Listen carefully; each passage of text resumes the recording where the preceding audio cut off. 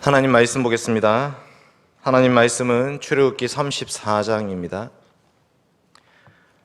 출애굽기 34장 1절부터 7절까지 말씀 교독하도록 하겠습니다. 출애굽기 34장 1절부터 7절까지의 말씀입니다.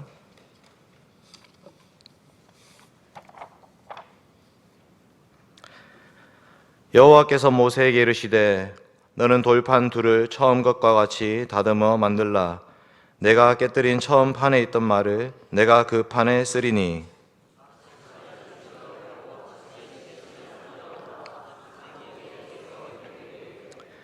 아무도 너와 함께 오르지 말며 온 산에 아무도 나타나지 못하게 하고 양과 소도 산 앞에서 먹지 못하게 하라.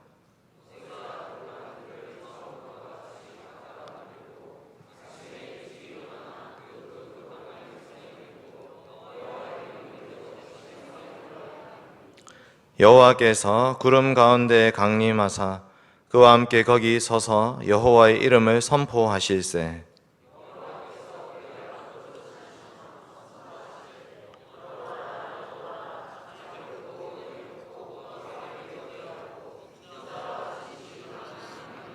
같이 읽겠습니다. 인자를 천대까지 베풀며 악과 과실과 죄를 용서하리라. 그러나 벌을 면제하지는 아니하고 아버지 악행을 자손 3, 4대까지 보응하리라. 아멘. 사랑하는 성도 여러분, 만약 저희 집에 아이가 거짓말을 하고 동생을 때리고 엄마 돈을 훔치기도 하는데 제가 아무런 조치를 취하지 않는다면 어떻게 되겠습니까?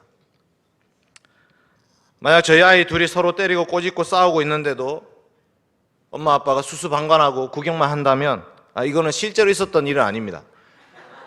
네. 그냥 구경만 한다면 어떻게 되겠습니까? 심판이라는 것이 바로 그런 것입니다. 심판은 죄를 징계하는 것인데 죄에 대한 징계, 이 징벌이 없으면 그 집안은 엉망이 되고 말 것입니다. 교회도 그렇습니다. 교회 안에 범죄가 들어와서 온 교회가 그 모습을 보면서 저건 아니지 라고 그렇게 얘기하고 있지만 당회가 만약 나서서 그 죄를 처리하지 않는다면, 그 죄를 가만히 내버려 둔다면 그 교회 또한 엉망이 되고 말 것입니다. 하나님께서 만드셨던 첫사람 아담과 여자는 첫 교회였습니다. 이 교회 안에 죄악이 들어왔습니다. 하나님의 말씀을 왜곡시켰고 하나님께서 금하셨던 선악을 알게 하는 나무의 열매를 따먹었고 서로 핑계대면서 하나님을 원망하기까지 했습니다.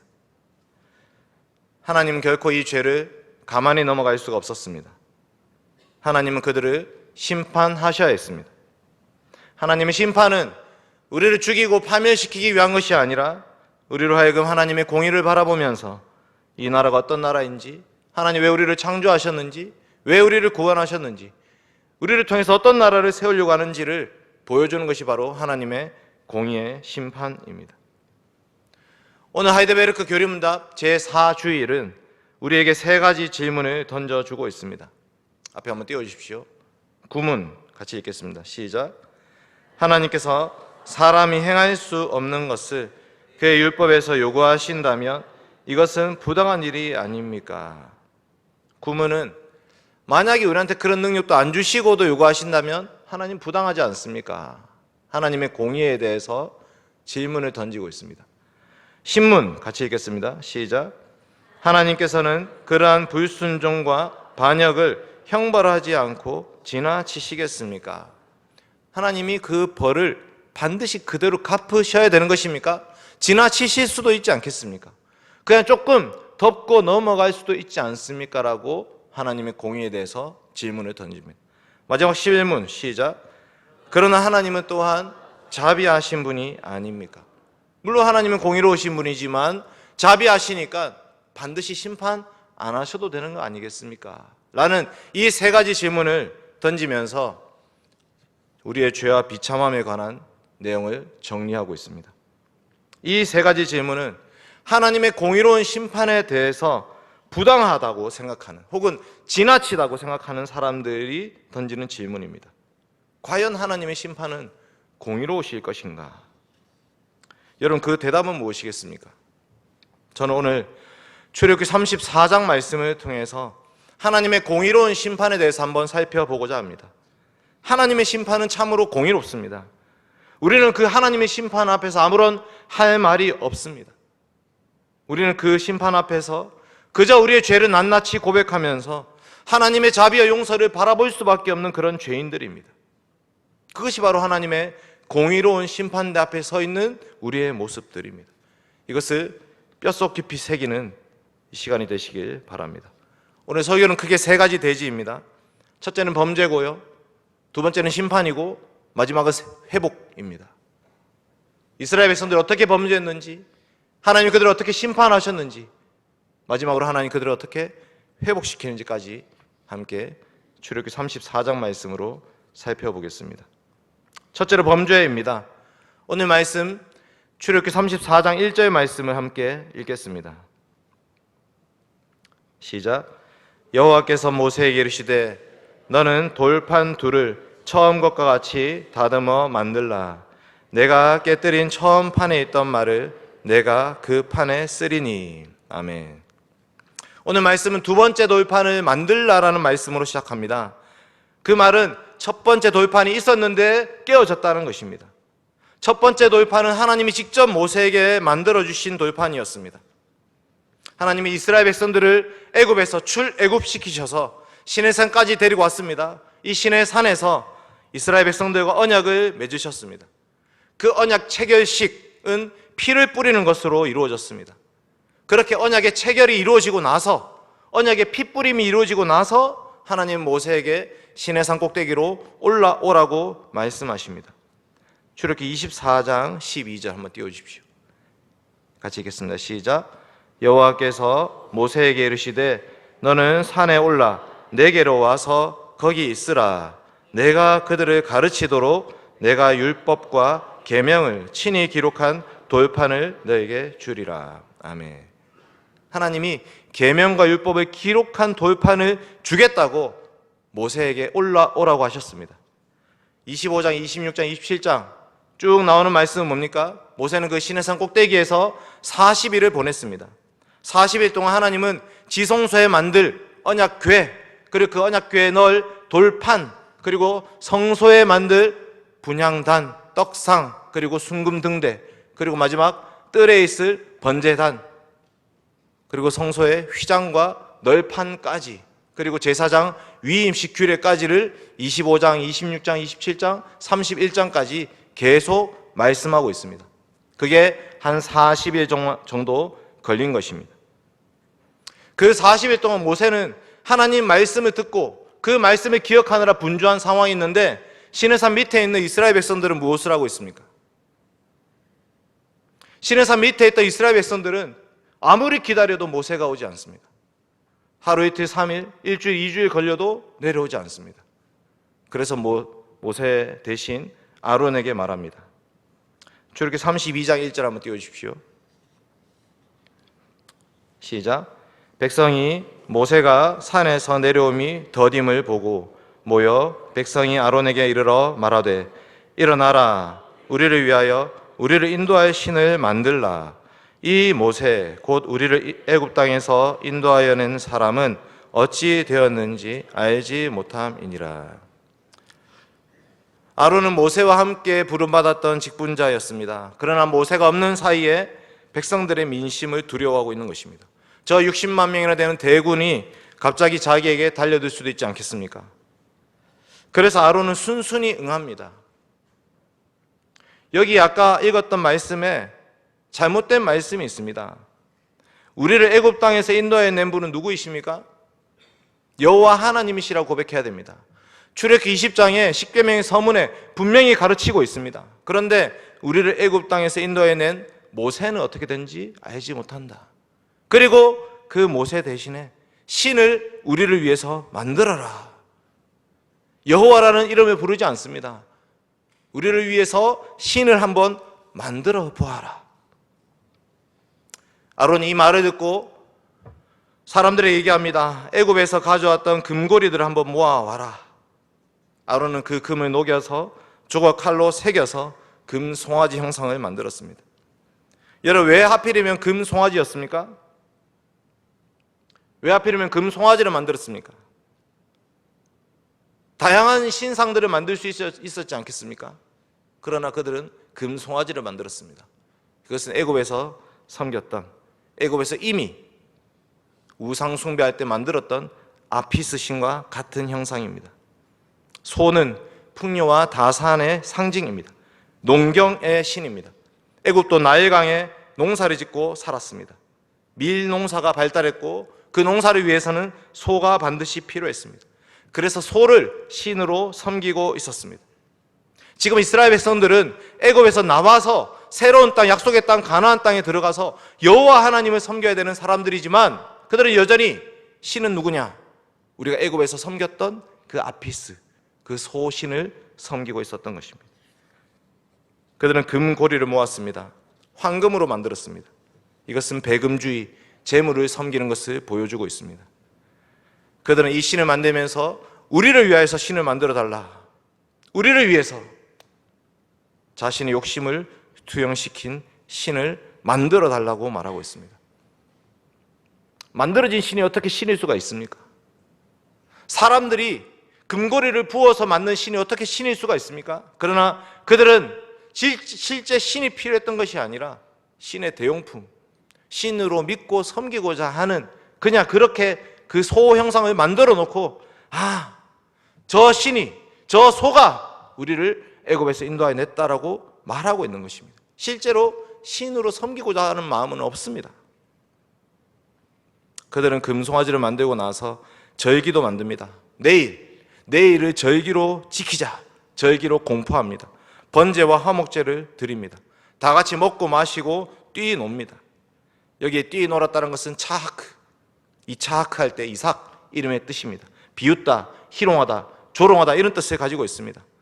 창세기에서는 껴안다라고 번역되기도 하고 사사기에서는 제주를 부리다 라고도 번역되는, 그야말로 우상 숭배하는, 사람들 먹고 마시고 흥청망청 취해서 춤추고 뛰노는 그 장면을 보여주고 있는 것입니다.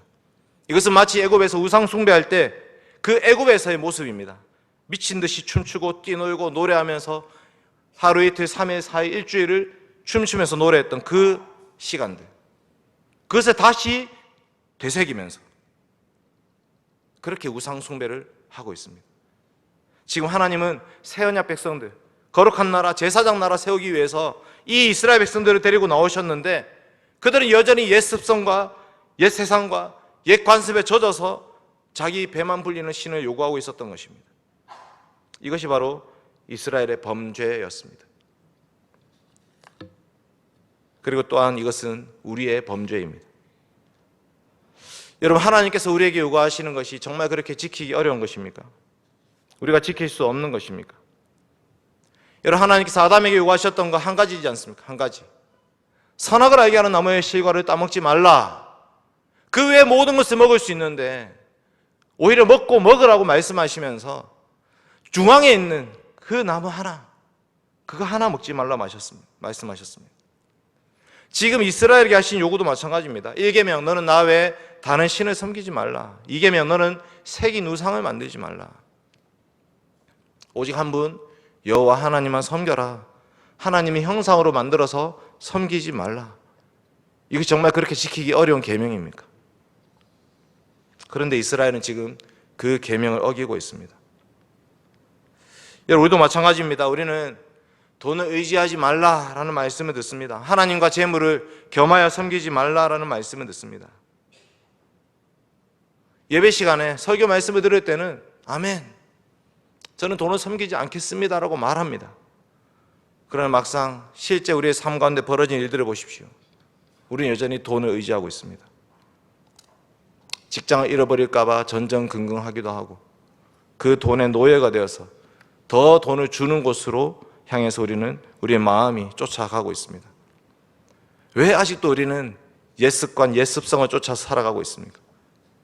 왜 아직도 우리는 여전히 세상 속에서 그래도 경쟁력을 갖춰야지 살 수 있다, 그래도 저 세상 사람들이 사는 만큼은 우리도 갖고 있어야 된다라고 생각하고 있습니까? 왜 아직도 우리는 세상이 추구하는 길을 쫓아서 나아가야지 승산이 있다고 생각하는 것입니까? 여러분, 과연 우리 인생의 주인이 하나님 맞습니까? 과연 우리는 하나님, 한 분 하나님만 바라보고 살고 있는 것이 맞습니까? 우리는 그 하나님의 계명의 말씀에는 너무 관심이 없으면서도 하나님이 우리에게 너무 많은 것을 요구하신다. 하나님 너무 부당하십니다. 우리가 어떻게 그거 다 지킬 수 있습니까, 하나님? 라고 하나님께 항변합니다. 하이델베르크 교문답, 구문답, 제가 문을 읽고 여러분 답을 한번 읽어주십시오. 하나님께서 사람이 행할 수 없는 것을 그 율법에서 요구하신다면 이것은 부당한 일이 아닙니까?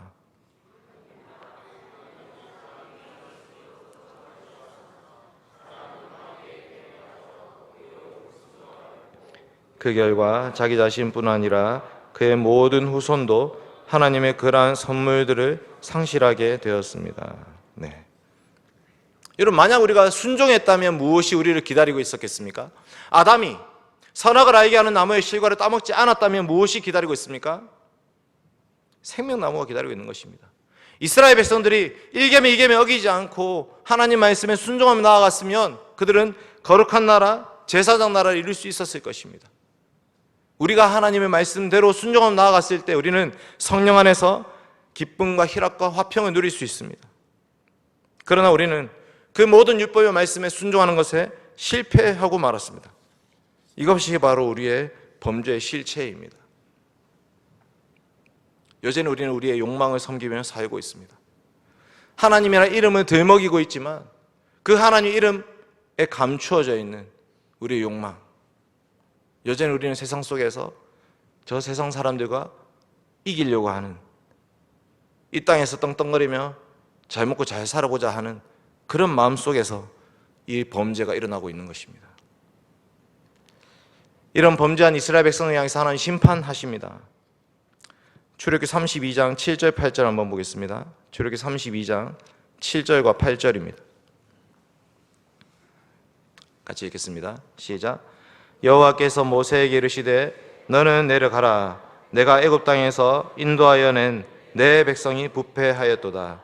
그들이 내가 그들에게 명령한 길을 속히 떠나 자기를 위하여 송아지를 부어 만들고 그것을 예배하며 그것에게 제물을 드리며 말하기를 이스라엘아, 이는 너희를 애굽 땅에서 인도하여 낸 너희 신이라 하였도다. 살아계신 여호와 하나님은 시내산 꼭대기에만 계신 분이 아니시기 때문에 그 시내산 꼭대기에서 모세에게 말씀을 주시면서도 시내산 밑에서 무슨 일이 벌어지고 있는지 보고 계십니다. 그 범죄한 이스라엘 백성들을 향해서 선포하십니다. 모세야, 내려가라. 그들은 내 명령, 내 말씀에 관심이 없구나. 그들은 네가 인도하여 낸 너의 백성이다. 그들은 그저 자기를 위한 신을 만들고 있다. 모세는 곧장 산으로 내려가서, 산 밑으로 내려가서 이스라엘 백성들이 춤추고 떠들고 노래하는 그 가운데 들어가서 언약의 두 돌판을 깨뜨려 버립니다. 32장 19절입니다. 같이 읽겠습니다. 시작. 진에 가까이 이르러 그 송아지와 그 춤추는 것들을 보고 크게 노하여 손에서 그 판들을 산 아래로 던져 깨뜨리니라. 여러분, 이 언약의 두 돌판은 뭐냐면 지금으로 치면 혼인증서 같은 것입니다. 거룩하신 하나님께서 이스라엘 백성들을 자기 신부로 삼으셨습니다. 결혼식이 이제 마치고 있습니다. 마지막 성혼 선언문 혹은 혼인증서를 기록하고 있는데 그 문서를 찢어버리신 것입니다. 종이였으면 찢어버렸겠지만 돌판이었기 때문에 깨뜨려 버리신 것입니다. 계약 파기, 언약 파기입니다. 언약을 파기한 쪽은 이스라엘 백성들이었습니다. 그들은 참 신랑 되신 여호와 하나님을 버렸고 다른 남자를 쫓아갔습니다. 결혼하던 그날 밤에, 그 첫날 밤에 다른 남자와 잤던 것입니다. 그 다른 남자는 애굽에서 섬기던 우상이었습니다. 그 남자가 자기 욕망을 채워줄 수 있는 신이라고 여겼던 것입니다. 그런 이 언약 관계는 완전히 파기되었습니다. 혼인증서가 무슨 소용이겠습니까?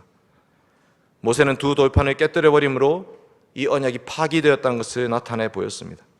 그리고 모세는 금 송아지를 불살라서 부수어서 가루를 만들어 가지고 백성들에게 물에 뿌려서 마시겠습니다. 이것은 마치 의심의 소재를 생각나게 하는 말씀입니다. 민수기 5장에 보시면 남편이 아내가 있는데 아내가 다른 남자와 바람이 난 것 같을 때에 그때 성전 뜰에 있는 그 먼지를 물에 넣어가지고 마시게 합니다. 그래서 만약에 정결하면은 임신하게 될 것이고 부정하면은 넓적다리가 붓고 넓적다리가 마르고 배가 붓고 그래서 그것이 저주거리와 맹세거리가 될 것이라고 하셨던 말씀이 있습니다. 마치 그런 것처럼 민수기 5장에 있는 그 의심의 소재, 그 기억의 소재 같은 그런 것처럼 지금 송아지 가루를 부수어서 물에 타서 이스라엘 백성들에게 먹인 것입니다. 그들의 범죄가 드러나게 되는 것입니다. 우상 숭배에 가담하고 음행한 자들은 저주를 받을 것이고, 그리고 이 의심의 소재를 통해서 백성들은 오히려 회개의 자리로 나아오게 됩니다. 여러분, 모세가 두 돌판을 깨뜨려 버렸고 송아지 가루를 마시게 한 건 모두 다 심판입니다. 그리고 모세가 말합니다. 여호와의 편의 선자들은 다 내게로 나아오라. 출애굽기 32장 26절 27절인데 제가 읽겠습니다. 이에 모세가 진문에 서서 이르되 누구든지 여호와의 편에 서 있는 자는 내게로 나아오라 하매 레위 자손이 다 모여서 그에게로 가는지라. 모세가 그들에게 이르되 이스라엘의 하나님 여호와께서 이렇게 말씀하시기를 너희는 각각 허리에 칼을 차고 진 이문에서 저 문까지 왕래하며 각 사람이 그 형제를, 각 사람이 자기의 친구를, 각 사람이 자기의 이웃을 죽이라 하셨느니라. 레위 사람들이 나와서 모세의 말대로 자기 아들과 형제와 이웃을 칼로 쳐 죽였습니다. 약 3,000명가량이 죽임을 당했습니다. 심판이 일어난 것입니다. 그러나 더 큰 심판이 있습니다. 그것은 무엇입니까? 하나님이 이 백성들을 진멸하시고 이제 나는 더 이상 이 백성들의 하나님이 아니다라고 말씀하시는 것입니다. 언약의 파기, 그것은 돌판이 깨뜨려진 것이 아니라 하나님과 백성들의 관계가 깨어지는 것입니다. 한번 읽어볼까요? 출애굽기 32장 10절입니다. 출애굽기 32장 10절 같이 읽겠습니다. 시작. 그런즉 내가 하는 대로 두라. 내가 그들에게 진노하여 그들을 진멸하고 너를 큰 나라가 되게 하리라. 여러분, 하나님이 진노하셔서 저 백성들을 진멸해버리고 그 백성 없이 해버리고 내가 너로 큰 나라를 이루겠다. 더 이상 저들은 내 백성들이 아니다라고 말씀하시는 것입니다. 하나님이 이제 그 백성과 함께 가지 않겠다고 말씀하십니다. 출애굽기 33장 3절 말씀도 띄워주십시오. 제가 읽겠습니다. 33장 3절입니다. 너희를 적과 꿀이 흐르는 땅에 이르게 하려니와 나는 너희와 함께 올라가지 아니하리니 너희는 목이 곧은 백성인즉 내가 길에서 너희를 진멸할까 염려함이니라 하시니. 여러분, 심판 중에 가장 최고의 심판은 그냥 죽고 끝나는 것이 아니라 하나님이 자기 백성들을 버려버리는 것입니다. 그들을 죽이고 진노하고 진멸하고 더 이상 그들과 함께 하지 않는 것, 하나님의 생명책에서 그 이름을 지워버리는 것, 그것이 최후 최종의 심판입니다. 지금 하나님은 언약을 파기한 이스라엘 백성들을 향해서 그 심판을 수행하겠다고 말씀하고 계십니다. 도대체 무슨 일이 일어난 것입니까? 애굽에서 400년, 430년 동안 종살이 하면서 이때만을 기다려왔는데 겨우겨우 10가지 재앙 그리고 홍해를 건너서 이 신의 산에 머물러서 여기서 언약을 체결하고 이제 마지막 도장만 딱 찍으면 되는 그 타이밍에 무엇을 하고 있는 것입니까? 이 우상 숭배로 말미암아 그 언약이 완전히 파괴되는 것입니다. 하이델베르크 교림답 신문도 제가 한번 읽고 여러분 답을 읽어주십시오. 하나님께서 그러한 불순종과 반역을 형벌하지 않고 지나치시겠습니까?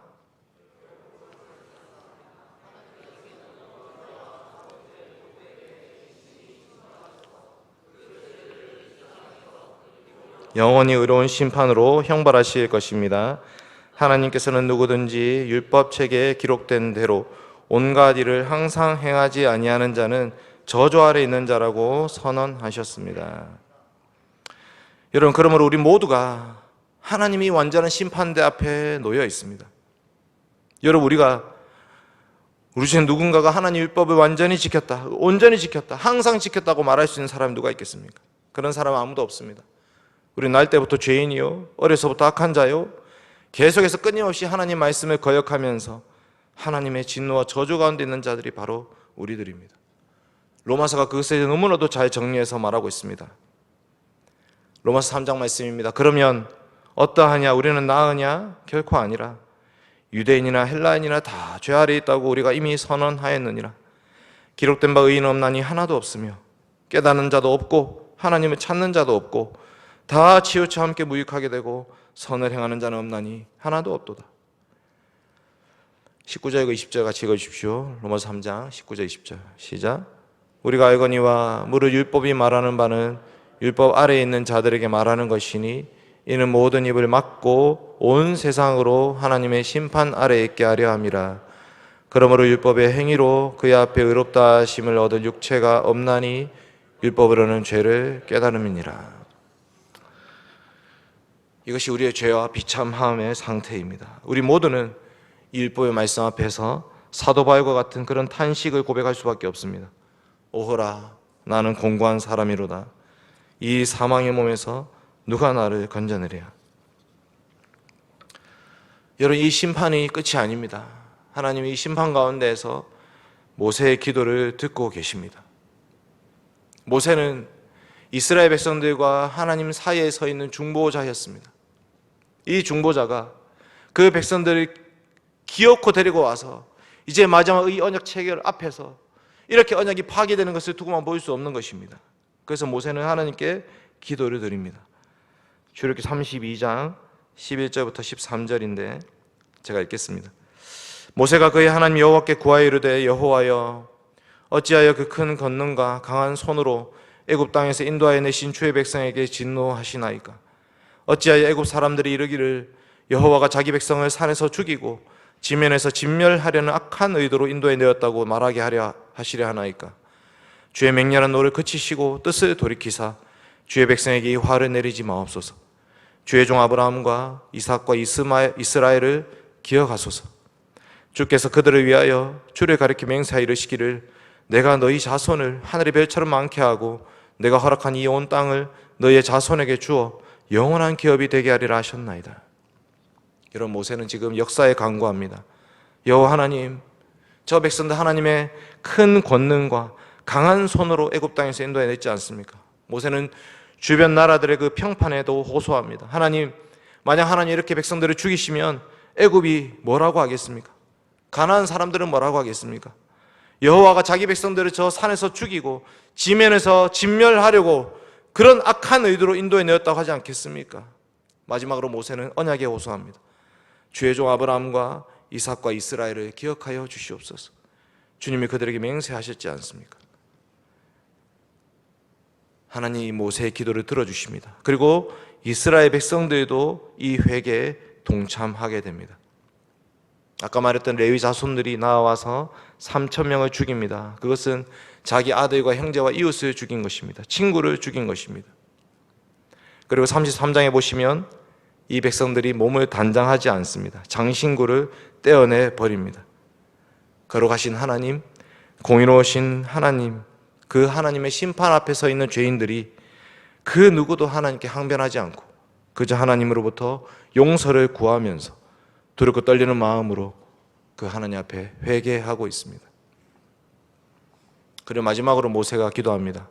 주님, 주께서 기록하신 책에서 차라리 제 이름을 지워버려 주시옵소서. 저들의 죄를 사하시지 않으시려거든 차라리 제 이름을 지워버려 주시옵소서. 제가 구원해서 제외될지언정 저 백성들만큼은 구원하여 주시옵소서. 모세는 간절한 마음으로 중보 기도를 드립니다. 하나님은 그 기도를 들으시고 화를 내리지 않습니다.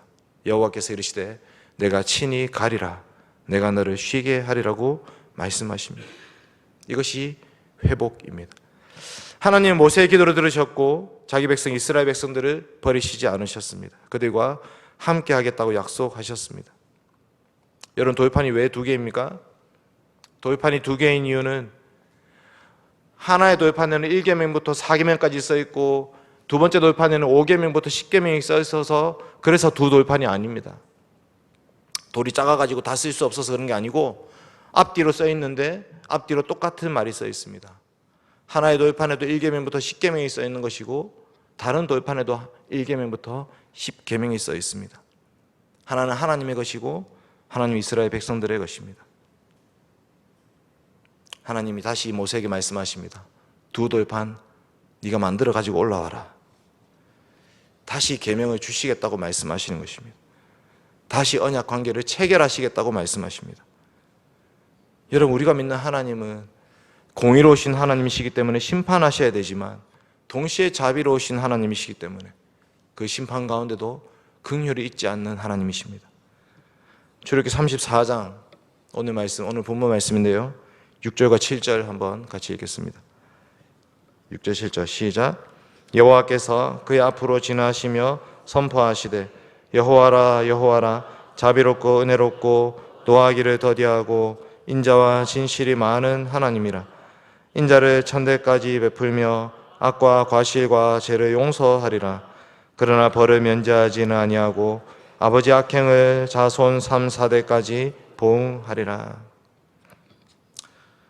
여러분, 사람들은 이 하나님의 자비를 들먹이면서 심판의 하나님을 싫어합니다. 여러분, 그것은 하나님에 대해서 오해를 하는 것입니다. 우리 하나님은 자비로우신 하나님과 동시에 공의로우신 하나님이십니다. 그러니 하나님은 죄의 값을 물으셔야 되는 것입니다. 죄에 대한 책임을 물으셔야 됩니다. 죄에 대한 해결이 없이 그냥 덮고 넘어가신다면 그것은 우리에게 구원이 될 수가 없습니다. 여전히 우리에게는 죄값이 남아있기 때문에. 하이델베르크 교리문답 11문이 그것을 말하고 있습니다. 제가 문을 읽겠습니다. 그러나 하나님은 또한 자비하신 분이 아닙니까? 답을 읽어주십시오. 하나님은 참으로 자비하신 분이나 동시에 의로우신 분입니다. 죄는 하나님의 지극히 높으신 어미를 거슬러 짓는 것이므로 하나님의 공의는 이 죄에 대해 최고의 형벌, 곧 몸과 영혼에 영원한 형벌을 내릴 것을 요구합니다. 여러분, 모세의 중보기도는 우리 주 예수 그리스도의 십자가를 떠올리게 해줍니다. 왜 하나님 아들 예수 그리스도께서 저주의 상징인 나무에 달려 죽으셔야 했습니까? 왜 예수님이 하나님과 사람들에게 저주를 받으셔야 했습니까? 그것은 그 길 말고는 우리를 구원할 길이 없었기 때문입니다. 모세가 생명책에서 제 이름 지워주십시오라고 기도했던 것은 하나님 아들 예수 그리스도의 절규였습니다. 나의 하나님 어찌하여 나를 버리십니까? 그러나 나의 원대로 마옵시고 아버지의 원대로 하옵소서. 주여, 저들을 구원하여 주시옵소서. 저들은 저들이 하는 죄악이 무엇인지 알지 못하나이다. 하나님의 택하신 백성들, 저 언약 백성들이 지었던 그 수많은 죄악들, 하나님 그들에게 죄값을 묻지 마시고 저에게 물으십시오. 그들을 구원하기 위해서 하나님 아들 예수 그리스도는 철저히 버림받으셔야 했습니다. 여러분, 하나님의 공의로운 심판은 우리가 받아야 될 심판이었습니다. 죄를 우리가 지었지 않습니까? 아담의 후손으로 태어나서 날 때부터 죄인된 자로서 지금까지도, 심지어 지금도 이 예배 시간에도 우리는 끊임없이 우리의 욕망을 채우고 있습니다. 하나님의 공의로운 심판대 앞에서 살아갈 자가 누가 있겠습니까? 하나님은 우리를 향한 심판과 진노를 아들 예수 그리스도께 쏟아 부으셨던 것입니다. 왜 그렇습니까? 우리를 너무나 사랑하시기 때문에. 우리를 버리기 위해서 택하신 것이 아니기 때문에. 우리를 너무나도 사랑하시고 우리를 인도하시고 우리를 구원하시고 우리 그 하나님 나라 이르기까지 계속해서 우리를 데리고 가고 계시는데 우리는 계속해서 하나님을 거역하고 반역하고 욕망을 쫓아서 살고 있기 때문에 그 죄값을 누군가 대신 치러야 되기 때문에 아들 예수 그리스도께서 오신 것입니다. 하나님은 아들 예수 그리스도를 버리심으로 허물 많고 죄 많은 우리들을 구원해 주셨습니다. 말이나 일이나 실수가 많은 자들, 저 이스라엘 백성들처럼 계속 불평, 불만하고 투정 부리고 하나님을 시험하는 자들, 그럼에도 불구하고 자녀 삼아주시고 끝까지 인도해 주시기 위해서 아들을 포기하셨던 것입니다. 이것이 언약의 두 돌판이 다시 회복된 말씀입니다. 이스라엘 백성들로 알게 되었습니다.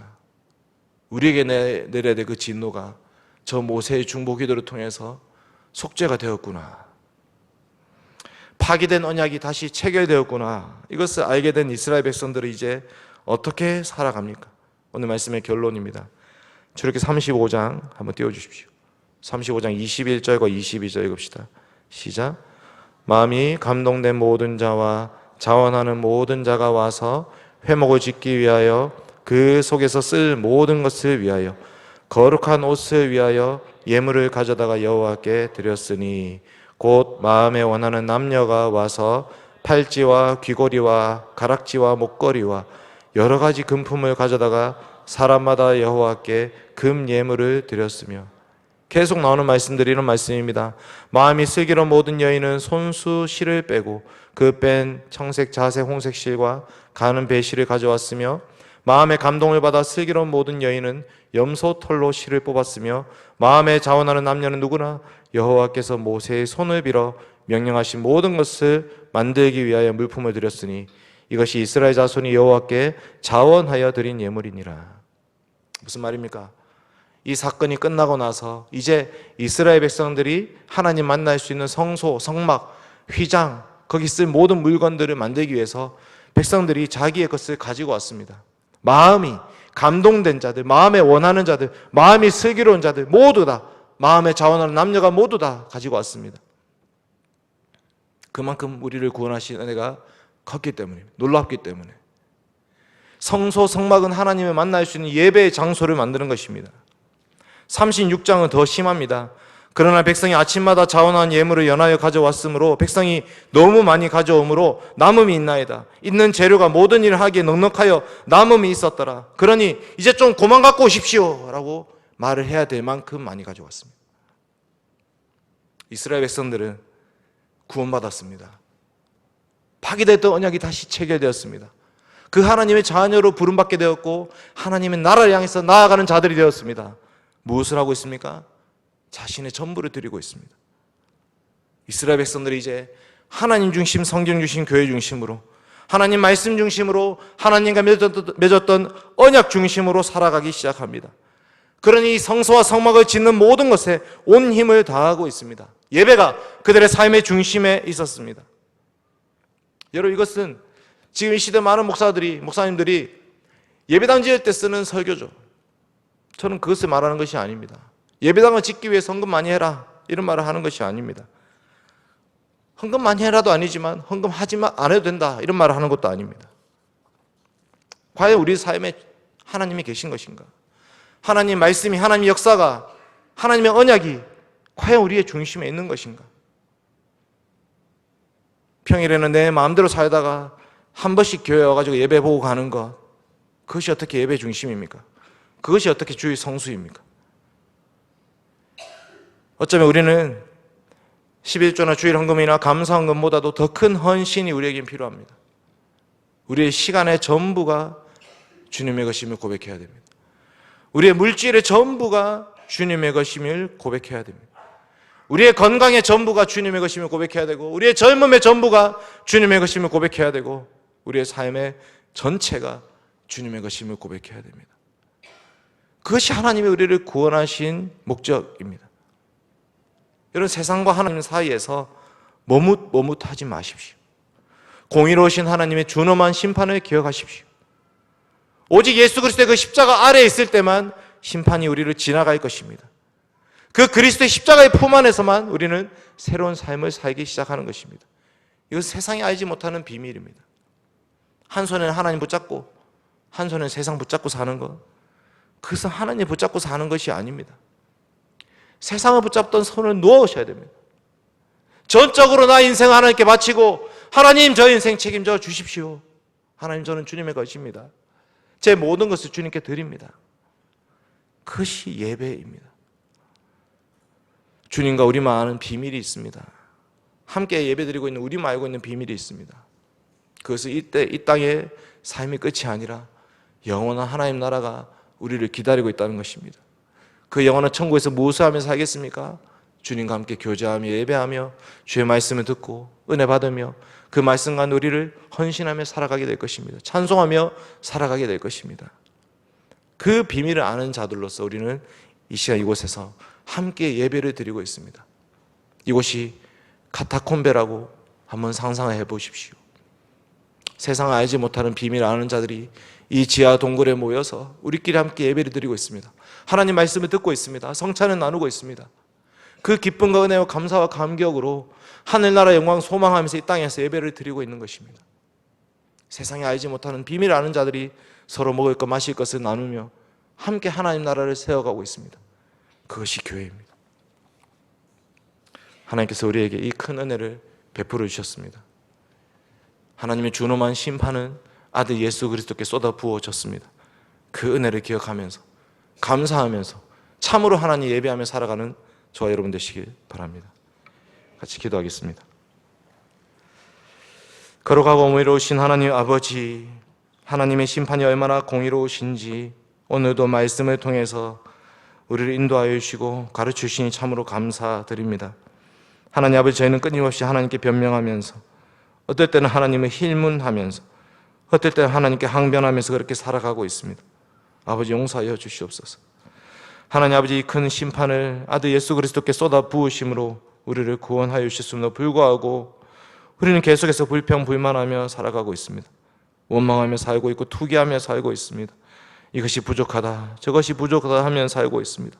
용서하여 주시옵소서. 우리 여전히 이스라엘 백성처럼 그렇게 살고 있습니다. 금을 섬기고 송아지를 섬기고 또 우리를 위하여 신을 만들어 섬기며 살고 있습니다. 용서하여 주시옵소서. 하나님 아버지, 우리를 구원하신 그 큰 은혜와 사랑을 기억하게 하여 주시옵소서.